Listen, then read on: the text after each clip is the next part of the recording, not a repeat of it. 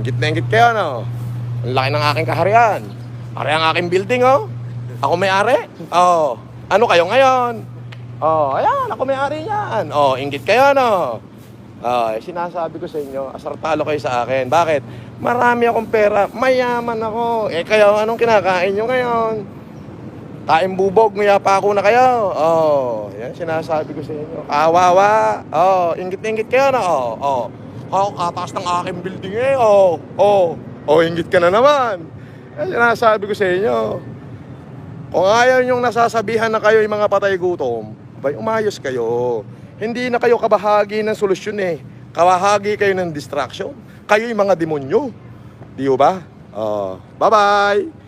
Taga-Tondo, abangan nyo yung 2 truck ko. Parating nga ho dyan. I know. Tone-tonelada ho yan. Hindi ho yan pira-piraso. Tone-tonelada. Isaksak nyo ho yan sa maliliit nyong utak na gamunggo. Yung utak nyong gamunggo, kumain kayo ng kalabasa na magkaroon ng sustansya ang inyong mga kokote.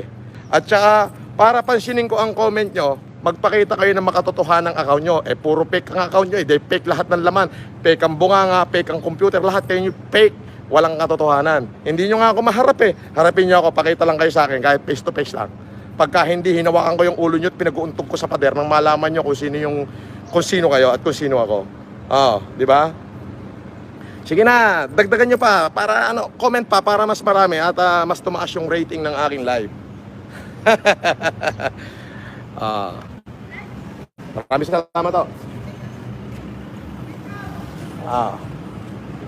May makikipicture pa. Alam mo, sikat na naman ako eh. Hi.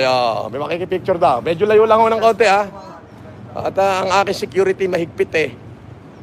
Alright.